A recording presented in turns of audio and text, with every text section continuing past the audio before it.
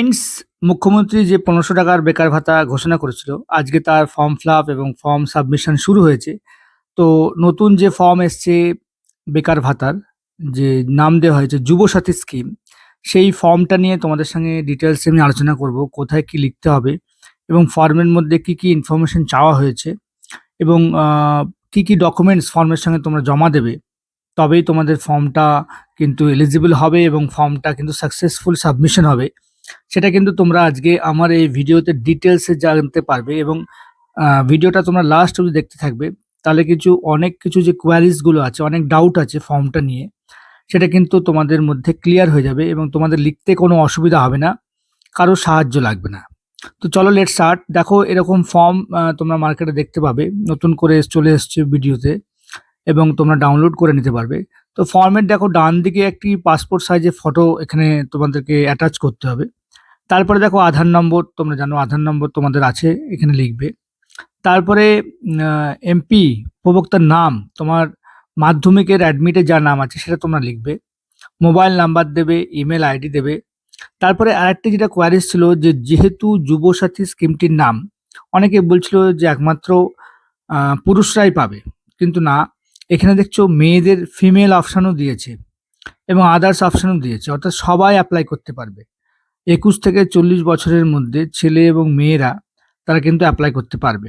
তারপর দেখো date of birth রয়েছে এবং ১/৪/২০২৬-এ তোমাদের ২১ বছর হতে হবে। সেটা কিন্তু এখানে লিখতে হবে যে কত বছর হচ্ছে। ২১ বছরের নিচে কিন্তু হলে হবে না। একদম ২১ বছর পার হতে হবে এবং ৪০ বছরের বেশি হলে হবে না। তারপর দেখো father's name, mother's name, spouse name, অর্থাৎ কোনো ছেলে যদি বিয়ে করে থাকে তাহলে তার স্ত্রীর নাম দেবে এবং কোনো মেয়ের যদি বিয়ে হয়ে থাকে তাহলে তার স্বামীর নাম দেবে।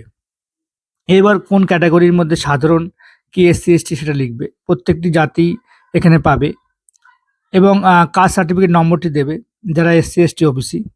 তারপরে দিতে হবে বিবাহিত কি অবিবাহিত বা উইডো ইত্যাদি এখানে দিতে হবে। এবং লাস্টে দেখো contact details, house number, village, post office, GP ward, সমস্ত কিছু কিন্তু পরপর police station, district, pincode, state, সমস্ত কিন্তু এখানে কিন্তু ডিটেলসে তোমরা দিয়ে দেবে পরপর। দেখো মাধ্যমিকের রোল নাম্বার, এখানে তোমরা রোল নাম্বার রোল দেবে এবং এখানে নাম্বারটা লিখবে এবং কোন ইয়ারে মাধ্যমিক পাস করেছো সেটা কিন্তু লিখতে হবে। এবং কোন board, West Bengal board of secondary education, জানো WBBSE।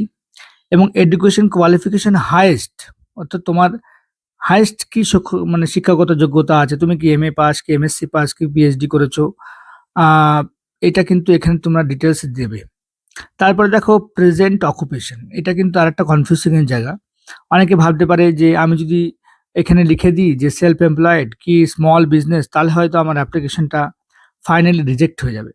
দেখো আমাদের এখানে এখনও কিন্তু এমপ্লয় ধরা হয়, মোটামুটি সরকারি চাকরি পেলে তাকে কিন্তু এমপ্লয় ধরা হয়।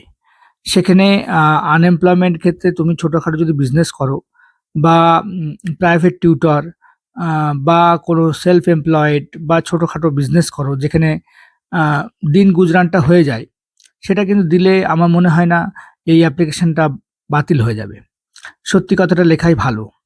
এবং তারপরে যেটা আছে দেখো ব্যাঙ্ক অ্যাকাউন্ট ডিটেলস, তোমাদেরকে একটা তথ্য দিয়ে রাখি, এখন কিন্তু এনপিসিআইয়ের মাধ্যমে টাকা ঢোকে, national payment corporation of India, অর্থাৎ তোমার ব্যাঙ্ক অ্যাকাউন্টের সঙ্গে তোমার আধার কার্ডকে লিঙ্ক থাকতে হবে, তবেই কিন্তু টাকাটা তোমার অ্যাকাউন্টে আসবে, নচেত কিন্তু আসবে না। অতএব অ্যাকাউন্ট নম্বর সেই ব্যাঙ্ক অ্যাকাউন্টে জমা দেবে যে ব্যাংকের সঙ্গে তোমার কিন্তু এনপিসিআই লিঙ্ক আছে।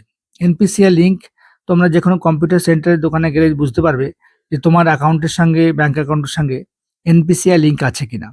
যাই হোক, ব্যাংকের নাম দেবে, তারপরে ব্যাংক ব্রাঞ্চ নম্বর, ব্যাংক অ্যাকাউন্ট নাম্বার এবং আইএফএসসি কোড। এইবার পরবর্তীকালে দেখো হোয়েদার এনি ফাইন্যান্সিয়াল অ্যাসিস্ট্যান্স, এখানেও একটা কনফিউশনের জায়গা। অনেক মেয়েরা তারা এমএ পড়ে এবং বিএ পড়ছে, তারা কিন্তু কন্যাশ্রী K3 পায়, অনেকে স্বামী বিবেকানন্দ স্কিমে টাকা পায়। তারা কিন্তু এখানে লিখবে, যদি পায় তাহলে ইয়েস লিখবে, না পেলে না লিখবে। এবং মমতা ব্যানার্জি বলেছেন যে যারা অন্যান্য স্কিমে টাকা পায় তারাও কিন্তু এই স্কিমের সুবিধা গ্রহণ করতে পারবে। এবার শেষে আসি, তোমার এই যে ডকুমেন্টস রয়েছে, এই ডকুমেন্টসের সঙ্গে তোমরা কি কি জমা দেবে। দেখো প্রথমেই রয়েছে মাধ্যমিক আর ইকুইভ্যালেন্ট অ্যাডমিট কার্ড, যেখান থেকে তোমার বয়স জানা যাবে। তারপরে দেখো মার্কশিট অবশ্যই, তারপরে copy of Aadhaar card, copy of voter card, first page of bank passbook, copy of SC/ST card, এগুলো সব জমা দেবে। এবং নিচে দেখো সেলফ স্বঘোষণা রয়েছে, এবং এই সমস্ত ডকুমেন্টসগুলো প্রত্যেকটা তুমি সেলফ অ্যাটেস্টেড করবে, সই করবে। এবং সেলফ ডিক্লারেশনে কি বলতে হচ্ছে, I am a permanent resident of West Bengal, আমি পশ্চিমবঙ্গের স্থায়ী বাসিন্দা, এটা কিন্তু তোমাকে ডিক্লারেশন করতে হবে। এবং আরেকটি যেটা বলেছে, I am an unemployed person till date and I am not receiving any assistance under any social security scheme or any allowances of the government of West Bengal except for any state provided financial assistance for educational benefits or scholarship। তোমাদের মধ্যে clear হলো? অর্থাৎ কোনো সামাজিক প্রকল্প, অর্থাৎ যদি তুমি এডুকেশনের জন্য পাও, তাহলে তুমি কিন্তু সেটা এখানে বলবে, এবং তাহলে কিন্তু তোমার পয়সা ঢুকবে। কিন্তু সামাজিক স্কিম ছাড়া যদি সাপোজ কেউ লক্ষ্মীর ভাণ্ডার পেয়ে থাকে কোন মেয়েরা, তাহলে কিন্তু সে কিন্তু পাবে না।